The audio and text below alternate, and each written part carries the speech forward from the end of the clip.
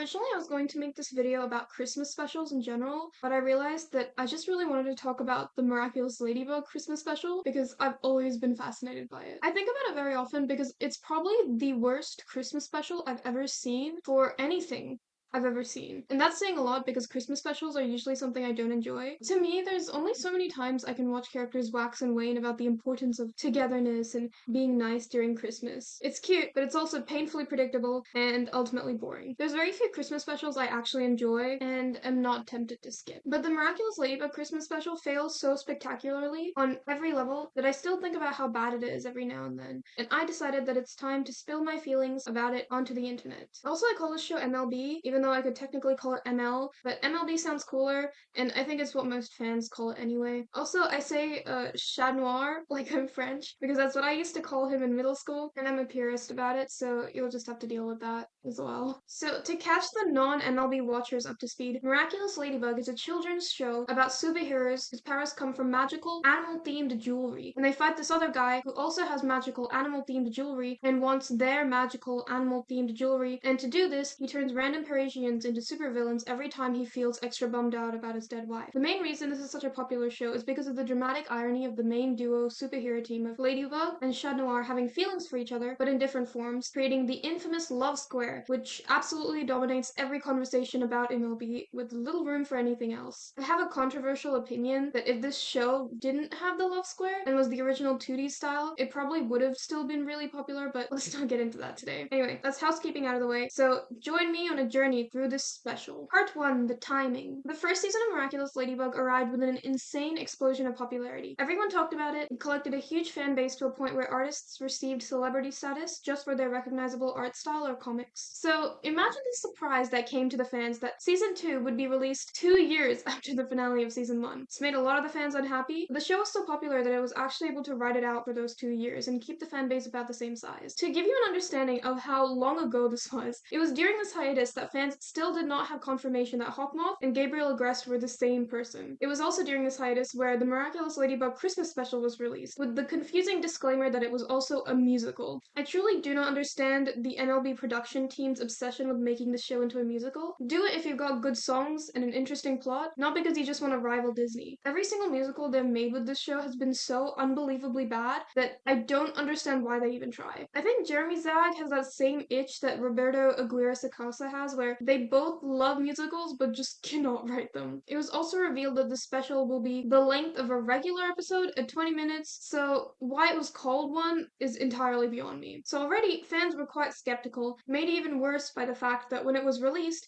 it was really terrible. Part 2, the plot. Plot is so bizarre. We start with Marinette helping her parents at the bakery where she gives every one of her classmates Christmas logs for the night before Christmas. Then Adrian's bodyguard shows up and also buys one, and Marinette immediately runs to grab a present she made for Adrian to give to him. Keep in mind this present is very important throughout the special. Then we cut to Adrian's mansion where he's hanging up decorations for Christmas with Natalie. So despite actually getting pretty far into making the tree, he realizes exactly at that moment that his father will not be spending Christmas with him, and then so goes to his room to mope. Meanwhile, his father is once again staring at a painting of his dead wife while next to a wall of photos of his very alive son when Natalie comes in to tell him to stop brooding and do Christmas. He then says he'll come by later. Alright, pretty normal so far. I mean, this is established with the general show. Adrian then gets so mad his dad isn't doing a family Christmas that he transforms into Chat Noir, then springs out of his house while singing the worst Christmas song I have ever listened to. He then is like, I'm going to be a bad boy tonight, and threatens to destroy a giant Christmas tree in the middle of the city, and then remembers his dead mom and instead crushes this ad of himself. He then de-transforms, and for some reason Plague has been severely hurt by this and the freezing cold, and so Adrian's first instinct is to open the Christmas present he received earlier that night, which is very random because why would he think there would be something in the present that would help an injured Kwame? What if it was a book, Adrian? Would you slap Plague with it until he felt warm? The answer is he doesn't know. It's the omniscient hand of the author, and you'll feel its presence for the rest of the special. And Adrian kind of just plops him on top of Marinette's snow hat, which I don't think is particularly helpful. I think the front of his body probably needs to be covered too, right? Also, can we acknowledge the insanity of buying someone a Christmas present that is Christmas themed? like buying an advent calendar for Christmas. It's so stupid. There's only one day in the year where Adrian can wear this, and after today, it'll take 364 days for him to be able to wear it again. So Gabriel finds out Adrian has gone missing and yells for him, and everyone is understandably now in a panic over where Adrian is. Okay, so seeing an open window in Adrian's room after he clearly stormed off in anger, everyone's first assumption is that Adrian has been kidnapped. Cool. All right. Also, Natalie, I'm assuming, calls the emergency line, and I love that the person on the other side starts with Merry Christmas, which is probably the worst thing you can hear if you're calling the emergency line, even if it's on a holiday. So Marinette transforms into Ladybug to find Adrian and his apparent abductor, while Adrian, ambivalent to all this, is strolling through Paris at midnight wearing Marinette's giant snow hat, and suddenly he runs into Santa Claus himself. So a common refrain I've seen in badly written Santa Claus media is Santa getting annoyed at ungrateful children who aren't happy with the gifts they've been given, and Miraculous Ladybug wonderfully does not subvert this trope and does the exact same thing. These kids are like bullying Santa for giving them bad presents or not giving them more presents. I'm a bit dusty on Santa lore, but I thought that kids send letters with specifically what they want and Santa gets it for them, so why would they be mad if through Christmas magic they get exactly what they want? Anyway, while Santa is being abused, Adrian comes in and saves the day. Also, just as an aside, I think one of the few things I like about this show is that everyone assumes Adrian likes camembert because obviously he needs it for plaid, but it also makes him come off as a bit of an oddball with weird tastes to everyone, and I like it. I don't know why. I like it when Adrian is just a bit cringe to people. Adrian then gives Santa Marinette's snow hat because Santa says snow in it or something. Ladybug then comes into that Christmas tree scene from before to assume what's happening is that Adrian's been kidnapped by a supervillain. And she also sings another terrible song and also assumes that Chat Noir is trying to rescue him or something. Obviously, this is a wrong conclusion that is going to really annoy the audience later, but we'll get to it when we get to it. Adrian also invites Santa Claus for dinner at the Agrest house, and so they go to the Agrest house at the front entrance, and Adrian's like, "Hey, Dad, can we invite this stranger for a Christmas dinner?" And Gabriel obviously is like, "No, definitely not, because I don't even want to have Christmas dinner with my son. Why would I want it with this random stranger dressed as Santa Claus?" And so, understandably, Santa's like, "Man, that sucks," and then leaves. And after that, Ladybug comes in, completely misunderstanding the situation that just happened, and is like, "Oh, you're akumatized," and then attacks Santa Claus. And then Ladybug learns her mistake, but it's too late, and she just leaves to go home. And afterwards, Hawkmoth, taking advantage of the situation, akumatizes Santa. So yes, the villain that is to be redeemed in the special is Saint Nicholas himself. I guess it was an inevitable writing choice for a Christmas special with this show, but it was a long walk here, man. So now, Santa Claus, with a W, goes around terrorizing every happy family in Paris, then specifically goes to Adrian to tell him he's spared before once again flying away to infect people with spiders, I guess. So Chat Noir and Ladybug are trying to stop him, and thanks to the Deus Ex Machina lucky charm, they come up with the weirdest plan ever. Truth be told, there's actually a lot of weirder plans later in this show, but this was really strange at this point in time. So the plan was to bait Santa to the top of the Eiffel Tower into thinking Ladybug and Chat Noir brought a present for him, and to make him think they were surrendering their miraculous. And Chat Noir sings just this awful song, and there's a very obvious Ladybug cardboard cutout in the background that was weirdly enough foreshadowed earlier in this episode. And the villain decides this is not in any way a trap and opens the present, and of course Ladybug pops out and they grab the Santa hat and peace is restored. Alright, so the conceit of this episode is that Santa has been abused and neglected by everyone during Christmas. The kids hate him. The adults assume he has kidnapped a child. So surely there is a resolution for him in all this, right? Apparently not. Save for one apology before he became a villain, Santa just gets over it. He has some tolerance for BS, I'll say. I've seen a lot of really weird versions of Santa, and the majority of the time they paint Santa with a strong moral code or like being kind of a dumb jerk, but I've never seen a special where he's just thrown around like a rag doll, turned into a villain, and immediately forgotten. Pretty brave take, I'd say. Also, I have to mention, they resolve Gabriel and Adrian's feud this episode, and the way they stage it is so funny. Gabriel is once again staring at that painting of his dead wife, while Adrian stands next to him looking at his father, and without taking 1 second to stop looking at his dead wife, Gabriel's like, I can't stand the thought of losing you, in reference to Adrian. It comes off as so unintentionally depressing. Then all of Adrian's friends come over to their house, and they eat dinner together and sing Merry Christmas, and that's the end. Part 3, the songs. All the songs are just miserable to get through. The problem with this special is that this episode is 20 minutes, so the songs are thankfully short, but also so musically repetitive. They're all such bland melodies. Like, you're listening to someone hum a made-up tune and decided to add Christmas lyrics to it. The first song is the intro song where Marinette just sings Merry Christmas to whatever customer just stepped into the store. This might seem like the most inoffensive song, but I hate it so much. If you're writing a musical where the characters say what they're doing, even if it's shown on screen, you're probably not an amazing lyricist. Also, can't not mention how they end the song with Merry Christmas to all, and the lip sync doesn't match up at all. I don't know why they didn't match up. I guess there was a time crunch for this episode. It's bad enough when your creators feel the time crunch, it's worse when the audience also feels it. Alright, so the next song is undeniably the worst one. I feel like I can say that about every successive song I talk about though. This is the Adrian I Hate My Life song, and every lyric will make you want to shrivel up and die inside. The music is also super upbeat for the tone of the song that makes the juxtaposition really funny. It's Christmas in Paris, all is cheery and bright, but I am all alone tonight. Also, Bryce Papenbrook is not a great singer, and I'm pretty sure autotune is doing a lot of the heavy lifting here. He just cannot hit the notes, and the timing is terrible. And every time you think the song is about to end, you get excited, but then it just keeps going. And it's like, please stop. Just let it end. I get the point already. They also rhyme me with me, which is crazy because you would think rhyming something with me can be done by a child who hasn't even entered primary school yet. So this is definitely the worst song, but I think the lyrics make it come around to kind of being fun in like a terrible ad jingle you'd find on your cable kind of way. I wanted to know if this was just as bad in French, but it turns out the French voice actor for Adrian is actually a good singer, so it was a lot more of a pleasant experience. He also brought through a lot more of Adrian's emotion in the song, which the English just absolutely does not do.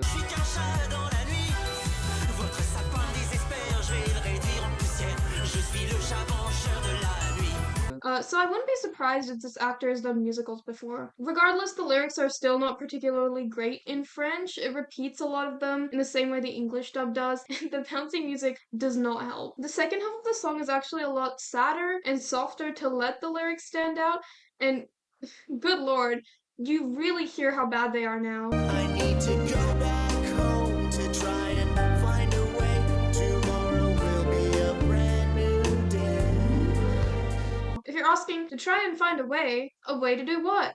I have no idea, but I think it's just to brood while standing next to Gabriel, staring at his dead wife again. So surely the song is done now, right? Adrian's at his lowest moment, he's resolved to go home, but unfortunately, Clag also starts singing. And if you thought Bryce Papenbrook's singing was bad, watch out for Max Middleman because he really steals the show. I wish that I could help you to assist your transformation. I know that playing a character that's singing is very difficult when you're not trained in that area. Part of me wishes they just switched the actors with singers when the songs came in, like in the Miraculous Ladybug movie. Also, now the lyrics have become even more inscrutable. It sounds like they translated it from French with Google Translate. We are, however, saved by the next song, which is the Ladybug I Figured It Out, but I'm very obviously wrong song. Christina V can actually sing, so this was truly a blessing, but it still sounds like really bad spoken word poetry. I really love this song because the Chat Noir one was clearly an internal monologue kind of song, like he realized he's lashing out at the world and he needs to confront his own feelings and moves on. But Ladybug's song sounds like she's talking to an invisible audience member. There is only one thing this kind of damage can bring. Get Mars cataclysm, am I right? Like, you don't have to ask me that, Ladybug. How would I know? you're the one in the scene. This song also gets a lot of mileage out of the dramatic irony of the love square, with Ladybug assuming Adrian is being helped by Chat Noir and that they're not the same person. It's a dramatic irony that I find pretty funny, so I don't mind them using it in excess, to be honest. Also, I need someone to explain this lyric to me. If you never know what's true, what does that mean? Is it like if he knew the truth that she is in love with him? Because that's not how you would say that. You'd say, even if you knew the truth. It's the same number of syllables and it makes more sense. Alright, next song is unironically the best one. Call Me a Plebeian. I think the jingle is catchy and Santa Claus is fun. I am Santa Claus. I'm a rebel with a cause. I'll punish and I'll give you a fright. Have a horrible Christmas night. Undeniably, the jingle being repeated that many times did get grating. It is really funny because Santa Claus shows up and everyone's like, huh?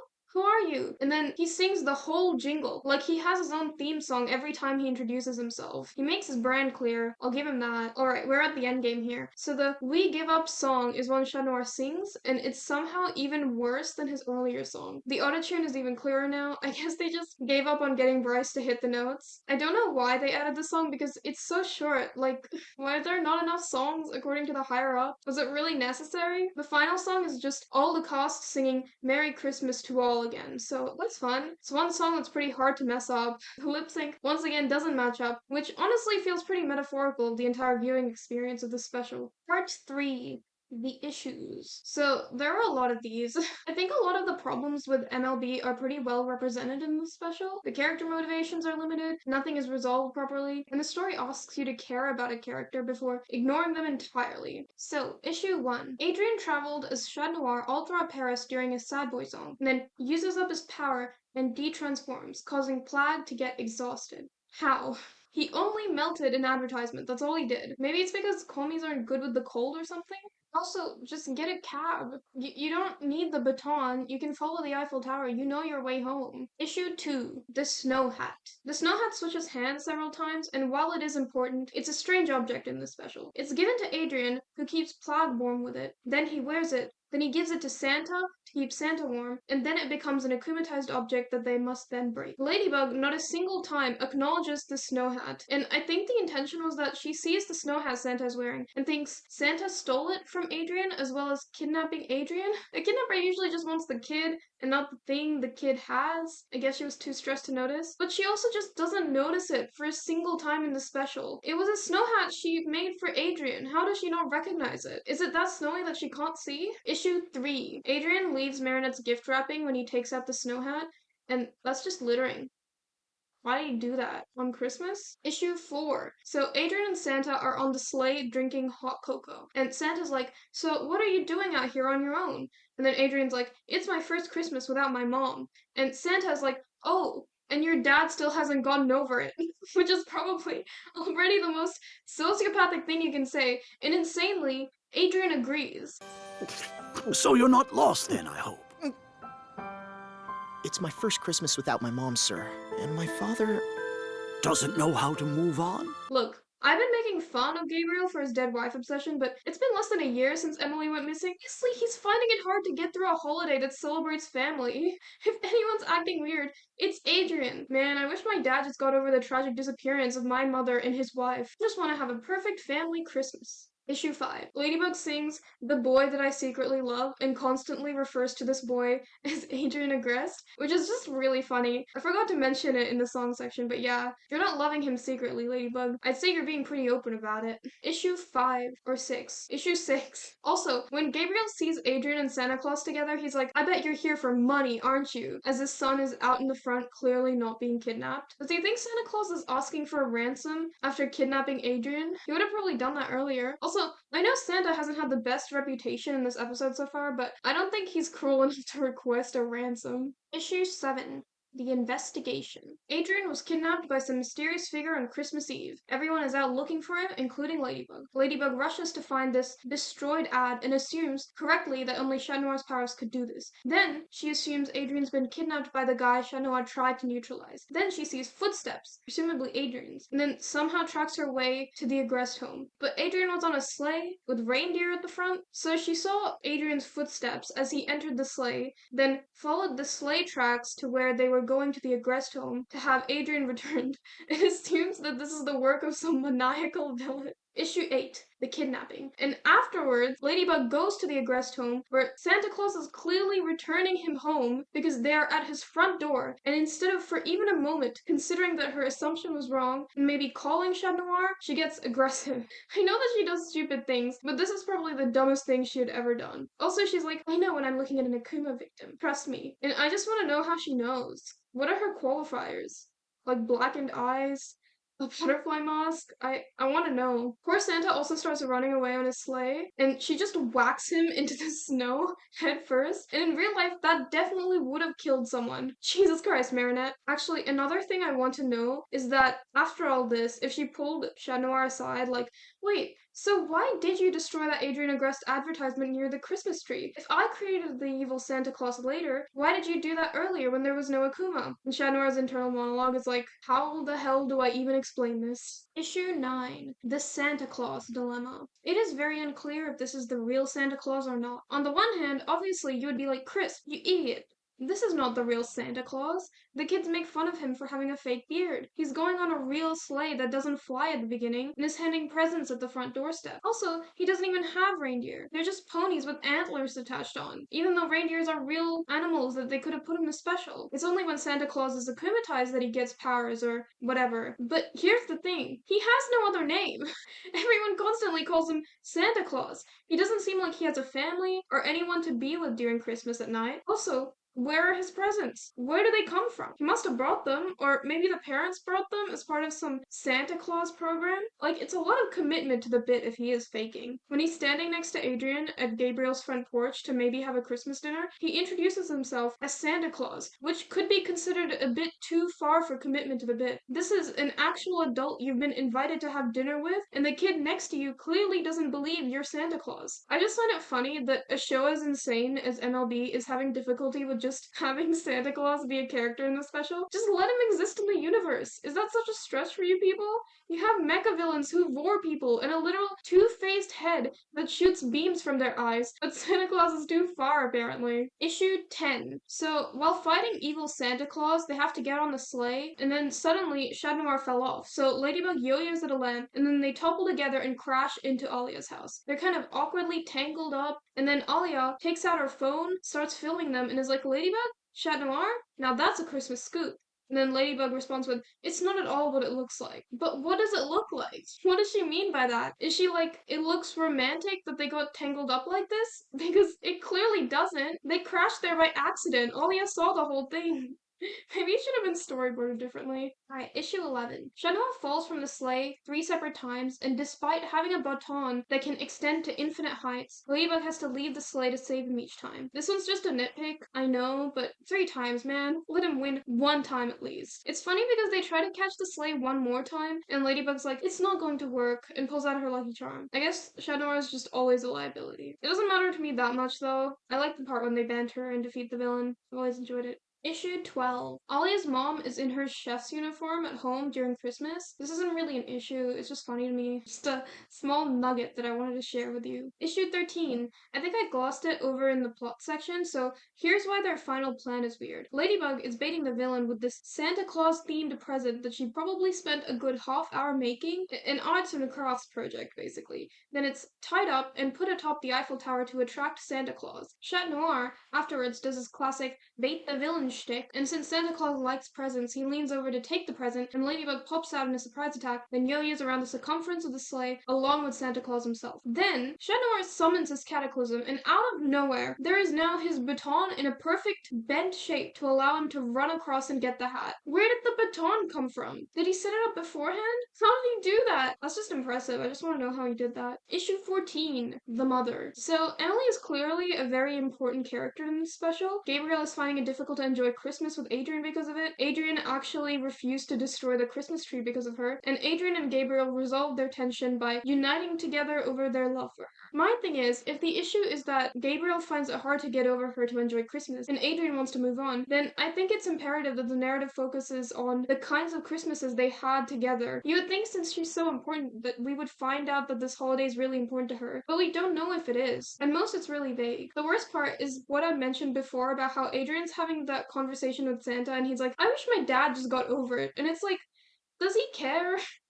Or has he resolved his feelings over his mother's disappearance in a way Gabriel hasn't yet? The episode says it's the first one, and I don't know. That seems weird to me because it seems to be what is considered as the correct way of looking at the situation. At the end, the way they unite isn't through their shared love of Emily. It's just the spirit of Christmas because Christmas is so cool. And I think that's at the core of why this special fails in anything meaningful. Christmas is employed as this kind of important symbol or holiday without actually looking into why it's so important to people. A lot of people have Christmases where they've lost loved ones they had the year before, but they unite together in the holiday with love for each other and their shared love for the person they had lost. The resolution should be Gabriel and Adrian coming together, but bizarrely, the last shot of them together is Gabriel continuing to stare at his dead wife while talking to his son, and it's so morbid. You could say that Gabriel cares less about Adrian's feelings on the matter, but he was incredibly worried about Adrian, and it was him looking for his son that made him realize he had disappeared in the first place. The reading I had when I first watched it was that Gabriel is unable to move on, but Adrian is. Though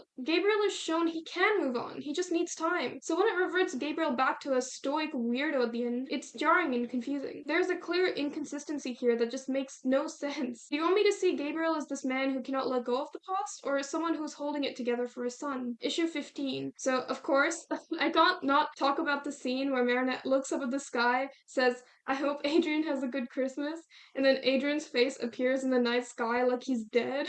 It makes me laugh every time. I hope people send me memes about it after this video because it's been 6 years, and I haven't gotten sick of it a single time. I like to think it was intentional, but I think it's the room situation. This scene reminds me of that tweet about how in sports anime, the characters always talk about their graduating senpais as if they're dead when they're just like going to college. It's so funny because in this case, it's just her crush, who she'll probably see in like a week anyway. Truly incredible comedy. Part 5, Crisp the Builder. Alright, get me in there. I want to do some fixing for this episode. Fix 1. So my first fix is actually pretty simple. I think Gabriel should just say no to Christmas. Simply can't do it. It reminds him too much of his wife's love of Christmas, and he wants to remain stoic and emotionless about it in front of Adrian. By keeping it a permanent thing, it'll be more meaningful when Gabriel actually changes his mind by the end on Christmas. Maybe Adrian was going to have a Christmas with Gabriel, and Gabriel said no last minute, and this is what incites Adrian to leave the house. I think this makes more sense, doesn't have a weird misunderstanding, and lets us empathize with Adrian's situation a lot better. Fix 2. The talk with Santa Claus. When Adrian talks to Santa Claus, instead of saying that insane stuff about how Gabriel hasn't gotten over his wife's death yet, I think Adrian should talk about what Christmases used to be like when Emily was there. He explains that while he loves his mother, he also loves his father and wants him to be there during Christmas. He gets the point across succinctly and meaningfully, and ties in with why he wasn't able to destroy the Christmas tree earlier because he remembered his mother. Fix 3. Santa Claus should get akumatized because of Gabriel Agreste and no one else. Gabriel is already on high alert when Adrian goes missing, so yelling at Santa Claus because of a misunderstanding makes sense. Also, when Santa Claus leaves from this argument, Adrian can get mad at his father and say something to the effect of, "You're not even spending Christmas with me, and you think you can decide what I get to do?" Or even better, he references Emily by saying, "Mom would have let him join us for dinner." Gabriel would be affected by his mention of Emily, but ultimately return to his office. In context, I know it's bizarre considering this is like a middle-aged man in a Santa costume that Adrian met in the middle of the night, but that problem solves itself if it's just the actual Santa Claus. It becomes a lot less weird. Fix 4. Ladybug should not be here. This is actually a general problem with the show. This is very clearly an Adrian-centered story. It's a Christmas special focused on a character who lost someone the year prior, which is obviously the most interesting direction you could go here. Ladybug coming in early to assume the wrong thing is just really contrived and weird. Let this be a Chat Noir story. He's the focus here. That's my preference, but if you really need her there, I do have some fixes for her stupid decisions. Since everyone believes Adrian has been kidnapped, it would also make sense Marinette freaks out and starts searching for him as Ladybug, but assuming Santa is evil is, dumb. I think her doing the investigation and song is fine, but she should bump into Santa as he's leaving the Agreste house, notices the snow hat, and then assumes the worst. Like, she hasn't gotten the memo yet that Adrian is safe. Fix 5. Chat Noir tries to reason with Santa Claus because he literally just talked to him as Adrian like an hour ago. I think Chat Noir should talk to Santa about how he knows what it's like to be alone on Christmas, about feeling bitter at how happier everyone else is with their families and such, when that could be what softens Santa Claus to listen to him. And that allows him to break the snow hat and de-akumatize him. Or they do the weird Eiffel Tower plan, de-akumatize Santa, and then Chat Noir talks to Santa Claus about this. This way, it ties everything together, and Adrian realizes that running away from home and alienating yourself isn't healthy, and channeling all your anger at the world will not make you feel better. Ladybug then asks him if he's okay because obviously she can sense he's not acting right, and he says that he will be, which can add some fun, interesting dynamics to the dramatic irony aspect of the show. Fix 6. Sorry I said that so aggressively. It took me like 3 takes to do that. Adrian returns home to his father, and they properly talk out what happened earlier, and of course, about Emily. After that, they can enjoy a perfectly nice, aggressed Christmas again in their house. And the other people in the cast can join a bit later, but Adrian and Gabriel need to have a moment where they're celebrating Christmas on their own. Is it cheesy? Yes. Is it better? Infinitely. 6-7. Also, I want the ending shot of the episode to be Santa Claus riding away into the night, and then Adrian's face fading into the night sky with Merry Christmas in lime papyrus font at the bottom. That's a personal thing I would add to the episode to make it better though. That's the end card I want. My final thoughts. So, while I say that I hate this episode, I also do watch it now and then. Most of MLB is like that for me, where I sometimes go back and see season 1 and 2 episodes. I remember how much joy they gave me, how simple the concepts used to be. I don't even care about the romance because this show sucks at romance. I don't mind being controversial here. You can fight me on that. They struck gold with the love square, but the concept is absolutely wasted on this show. The fans carried it way further than the show ever did. I liked how intimate the stories were back in the early days, where both Ladybug and Chat worked in great synchrony. And I was really fond of the cast, the villains, the gimmicks. By the way, I'd just like to say that the best episode of season 1 was Darkblade, and it's not even close. It had the best villain, it had the best Marinette conflict, and I liked the night-related puns. And I just really liked seeing Adrian being a goofy little guy. If there's another Christmas special for this show, I really hope it's as bad as this one because this was real bad, but hilarious. There are so many moments in it where you just have to pause and register what happened, and those are always the best kinds of media for me. I'll probably revisit MLB again in the future. It has a special place in my heart, regardless of how bad it is. So yeah, subscribe and like or follow my Patreon if you like my stuff. And I'll see you some other time, probably. Merry Christmas to all. Bye. You think you can get away with making fun of me? You think you can get away with accusing me? I am Santa Claus. I'm a rebel with the cause. I will punish and I'll give you your pride. Have a horrible Christmas night.